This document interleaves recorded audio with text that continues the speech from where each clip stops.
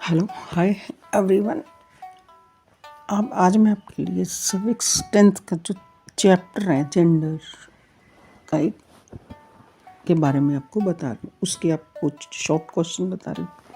One word question कैसे लिखना है और वन वर्ड क्वेश्चन के साथ ही जो ऊपर आपका एक लाइन आ रही है आंसर की, वही आपका सेकंड क्वेश्चन भी बन जाता है अगर आप उसको ध्यान से पढ़ोगे।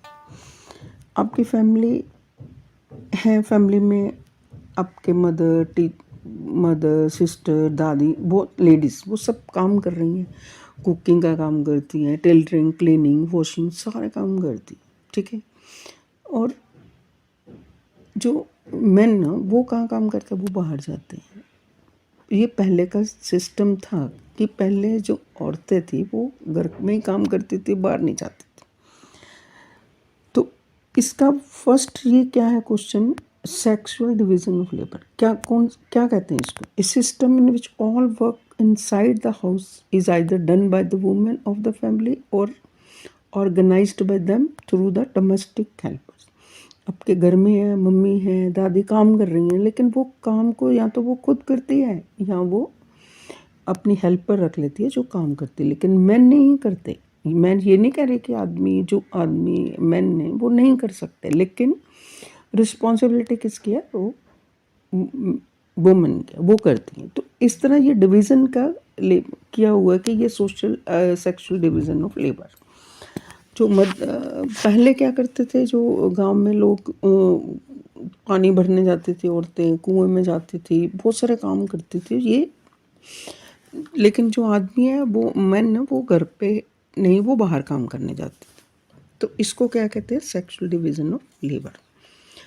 इसमें क्या डिवीज़न जो है, इसकी फॉर्म्स कैसे, ये दो डिवीज़न है इसकी। जैसे पब्लिक डिवीज़न भी हो सकती है, प्राइवेट डिवीज़न भी। Two types of division. Gender division, gender आपको पता ही होगा ना, जेंडर किसको कहते हैं, ये वुमेन एंड वुमन, जो इन दोनों का जो डिफरेंस।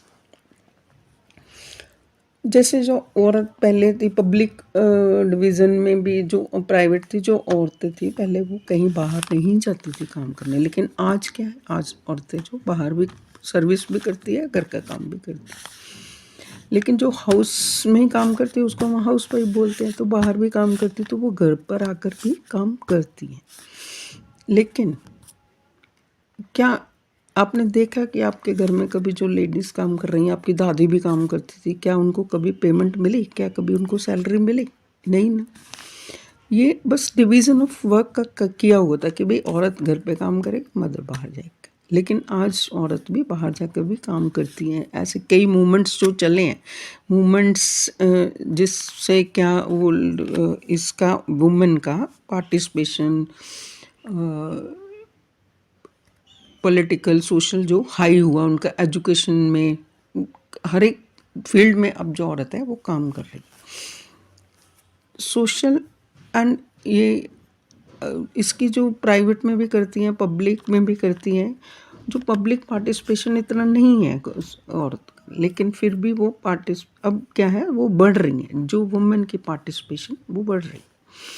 तो ये फॉर्म्स कितनी जेंडर का है, जो वुमेन में जेंडर डिवीज़न कैसे होती है, हायरार्किकल एंड सोशल डिवीज़न भी हो जाती है। हायरार्किकल कैसे चलती है, जैसे एक रैंक का कोई भी डिवीज़न, जिसकी जैसे आपकी मान लो फैमिली में कैसे चलता है, फैमिली में फादर है, मदर है, पहले चलो grandmother, grandfather, father mother and children.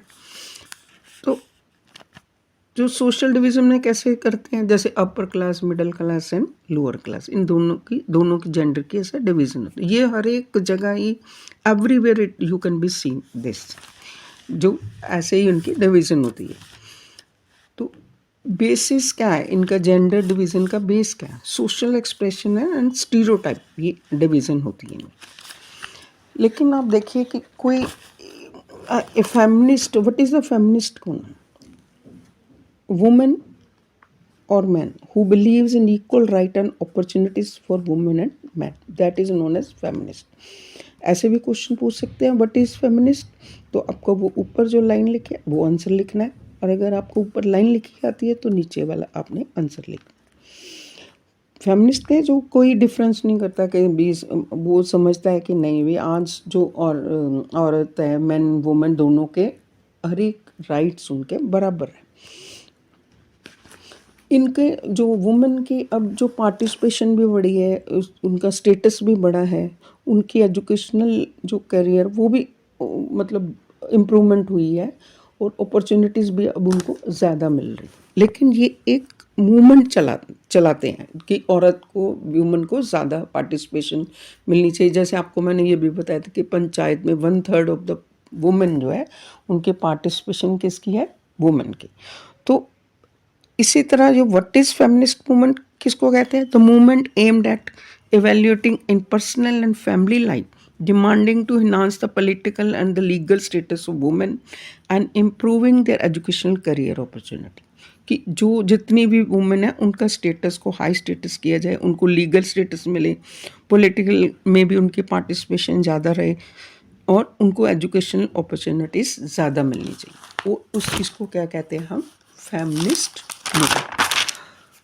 अब ऐसी कंट्रीज़ हैं जिसमें जैसे इंडिया में इतनी पार्टिसिपेशन वुमेन की नहीं है परसेंटेज, लेकिन इतनी कंट्रीज़ हैं जिसमें वुमेन की पार्टिसिपेशन बहुत ज़्यादा हाई है। वो कंट्रीज़ हैं जैसे स्वीडन है, नॉर्वे है, फिनलैंड है। आपको क्वेश्चन आएंगे name the countries highly participation of women, तो आपको नेम लर्न करना स्वीडन, नॉर्वे एंड फिनलैंड। अब देखिए कानून बनते हैं, सरकार कानून बनाती है, लेकिन what is the family loss, वो लॉस जो कि फैमिली के मैटर्स आते हैं, घर पे मैरिज हुई, किसी का डाइवोर्स हुआ, किसी का अडॉप्शन हुई, इनहेरिटेंस हुई, एक्स्ट्रा वगैरह वगैरह बहुत सारी जो फैमिलीज़ के इशू होते हैं, उस पर भी जो घर की फैमिली का हेड है वो एक लॉ बना लेता है, कानून बना लेता है कि नहीं, ये रूल्स बनाता है, उसको फॉलो करना है, उसको क्या कहते हैं, family laws. Those laws that deal with the family related matters such as the marriage, divorce, adoption and extra that is known as the family laws. अब सेकुलर स्टेट क्या है, सेकुलर स्टेट क्या है, state that does not consider any one's religion as an official language. क्या कोई भी state जो ये नहीं कहते, हमारे जैसे कंट्री में बहुत सारे धर्म है, हिंदू है, मुस्लिम है, सिख, ईसाई, there are so many religions, लेकिन हमारी स्टेट क्या है, वो सारे जितने सिटीजन्स हैं उनको इक्वली ट्रीट करती हैं, किसी भी एक रिलीजन को ऑफिशियल उन्होंने ऐसे इम्पोर्टेंस नहीं दी हुई। वो इसलिए ये हमारी कंट्री भी जो है सेकुलर स्टेट है। और हम कहते हैं कि व्हाट इज सेकुलरिस्ट, वो कौन है, वो जो person that does not discriminate others on the basis of religious belief. आपके पास पर्सन, आपके फादर मान लो, आपकी मदर, आपके दादा है, दादी है, वो क्या करते हैं, किसी के साथ कोई घर में आ जाए, किसी के सबसे, कोई चाहे मुस्लिम आ जाए, सिख आ जाए, ईसाई आ जाए, वो सबके साथ इक्वल ट्रीट करता है। वो ये नहीं सोचते कि मैं हिंदू हूँ और मैं हिंदू के साथ डील ना करूँ, मैं सिख के साथ ना डील करूँ, इसलिए वो सेकुलरिस्ट कहा जाता है। इसी तरह नेक्स्ट क्वेश्चन क्या, name the leaders who worked for the elimination of caste inequalities. देखिए इसमें क्या, आपके बोल मैंने लीडर के नेम लिखे हुए, Mahatma Gandhi, B R Ambedkar, extra वगैरह। आपने ये क्वेश्चन जो अभी लर्न किए हैं, वन वर्ड, जैसे ये लीडर्स का भी आया है, वो क्वेश्चन बड़े वन वर्ड के आंसर है, तो आप इसको इस तरह से सब्जेक्ट को पढ़िए, लर्न करिए, ताकि ये आपको आगे जाकर भी, जैसे कहीं भी आपने गवर्नमेंट जॉब में जाना है या प्राइवेट में, कहीं भी ये क्वेश्चन आपको पूछे जाते हैं, जनरल नॉलेज आपकी बढ़ती है ये वन वर्ड से, और आप समझ के लेसन को पढ़ते हैं, लर्न करते हैं, आपको पेपर में आ जाता है, मल्टीपल चॉइस आ जाती है आपको। ये 3 लीडर्स मैंने जैसे आपको बताया कि ये कास्ट इन इक्वालिटी को, कास्ट सिस्टम जो डिफरेंस थे उसको इन्होंने ख़त्म की। लेकिन अगर आपको उसमें 4 नेम दे देते हैं तो, लेकिन उसमें 3 नेम तो आपने पढ़े हुए, लर्न किए हुए, 4th नेम क्या होता है आपने नहीं पढ़ा हुआ, कि जो इसको डील नहीं करता। तो आप क्या करते हैं, अपने दिमाग से सोचिए क्या करेंगे आप। आपको 3 के आंसर पता, उन्होंने बोला बताओ जिन्होंने इनमें नहीं पार्टिसिपेट किया, तो आप उस पर एकदम टिक मार्क कर दोगे, आपकी मल्टीपल चॉइस भी आपकी तैयारी हो जाएगी। Thank you.